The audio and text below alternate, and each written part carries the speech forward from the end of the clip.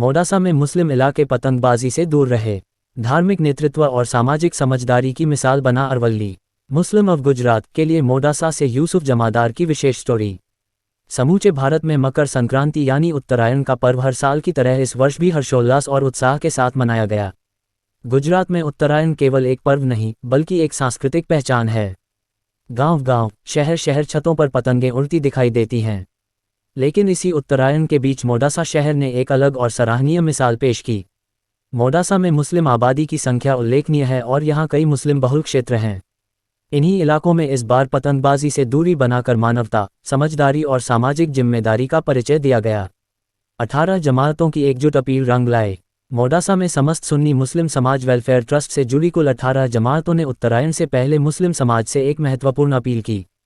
इस अपील में खास तौर पर युवाओं से आग्रह किया गया कि वे पतंगबाजी से दूर रहें ताकि किसी भी प्रकार की अप्रिय घटना, जान माल की हानि और बेजुबान पक्षियों को होने वाले नुकसान से बचा जा सके। इस सामूहिक अपील का व्यापक और सकारात्मक असर देखने को मिला। उत्तरायण के दिन मुस्लिम बहुल इलाकों में शांति का माहौल रहा। छतें सूनी नजर आईं, गलियों में पतंगों की दौड़ नहीं दिखी और युवाओं ने भी जिम्मेदारी का परिचय देते हुए स्वयं को पतंगबाजी से दूर रखा। धार्मिक गुरुओं की मेहनत बनी जागरूकता की वजह। मोडासा ही नहीं बल्कि संधाना गांव में भी मुस्लिम धर्मगुरुओं की लगातार समझाइश और मार्गदर्शन का असर साफ दिखाई दिया। वहां भी मुस्लिम इलाकों में पतंगबाजी लगभग नहीं के बराबर रही। मस्जिदों, धार्मिक बैठकों और सामाजिक संवाद के जरिए लोगों को यह समझाया गया कि पतंगबाजी केवल एक खेल नहीं बल्कि इससे मानव जीवन, राहगीरों, बच्चों और पक्षियों को गंभीर खतरा हो सकता है।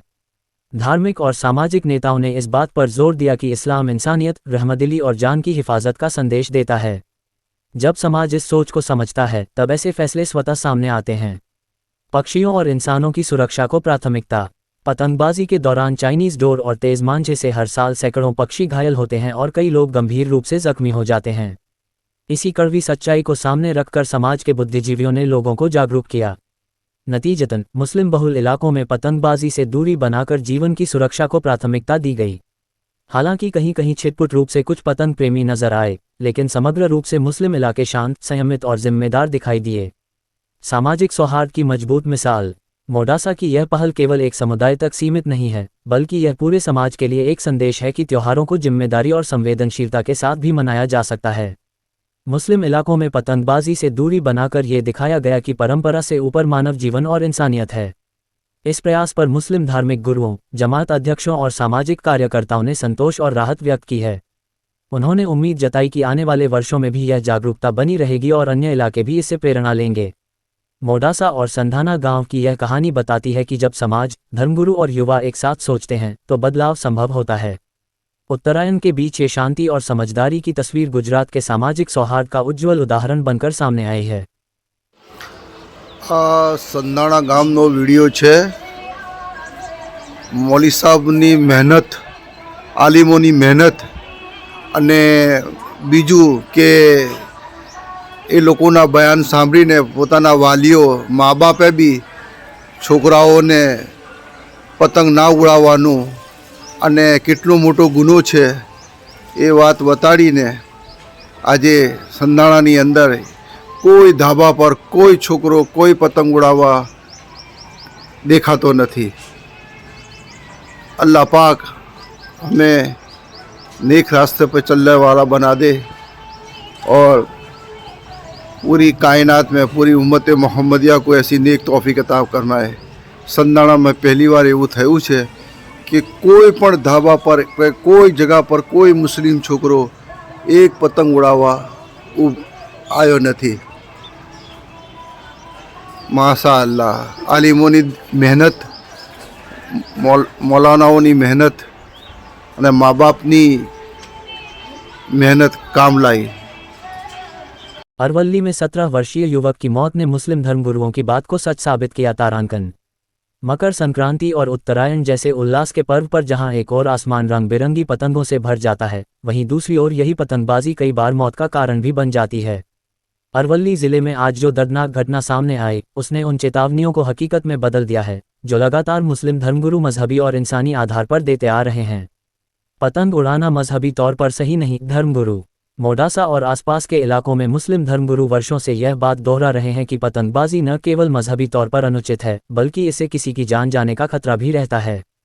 खास तौर पर चीनी डोर चाइना मांझा को लेकर वे लगातार आगाह करते रहे हैं कि यह खेल नहीं बल्कि एक खामोश हथियार बन चुका है।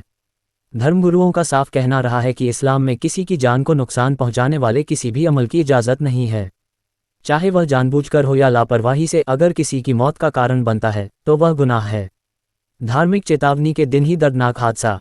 मुस्लिम धर्मगुरुओं की यह चेतावनी आज उसी दिन सच साबित हो गई जब अरवली जिले के बायत तालुका के चोइला गांव में एक दिल दहला देने वाली घटना हुई। प्राप्त जानकारी के अनुसार तीर्थ भाई प्रकाश भाई पटेल उम्र 17 वर्ष मोपेड पर सवार होकर गांव के दूसरे स्टैंड की ओर जा रहे थे। इसी दौरान आसमान में लटक रही तेज धार वाली चीनी डोर अचानक उनके गले में फंस गई।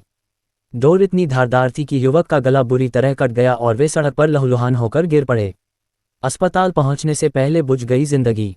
स्थानीय लोगों ने तुरंत तीर्थ भाई को नज़दीकी निजी अस्पताल पहुंचाया, लेकिन अत्यधिक रक्तस्राव के चलते डॉक्टरों ने उन्हें मृत घोषित कर दिया। एक होनहार 17 वर्षीय युवक की अचानक मौत ने पूरे गांव को सदमे में डाल दिया है। परिवार पर दुखों का पहाड़ टूट पड़ा है। खुशी के पर्व पर मातम में बदला माहौल। उत्तरायण जैसे आनंद और उत्सव के पर्व पर हुई इस दर्दनाक घटना के बाद चोइला गांव और बायत क्षेत्र में शोक और आक्रोश का माहौल है। लोग खुलेआम सवाल उठा रहे हैं कि जब चीनी डोर पर प्रतिबंध है तो फिर यह मौत का सामान खुलेआम कैसे बिक रहा है और इस्तेमाल हो रहा है। प्रतिबंध के बावजूद क्यों बिक रही है चीनी डोर?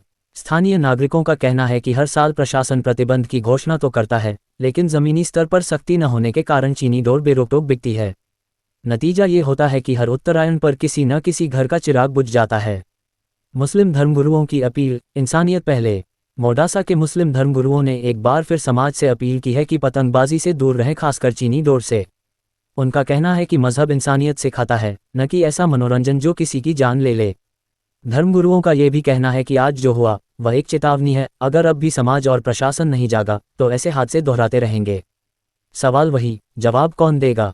एक तरफ मजहब जान बचाने की सीख देता है, दूसरी ओर लापरवाही और लालच जान ले रहा है। अरवली की यह घटना केवल एक मौत नहीं बल्कि पूरे समाज के लिए आईना और चेतावनी है।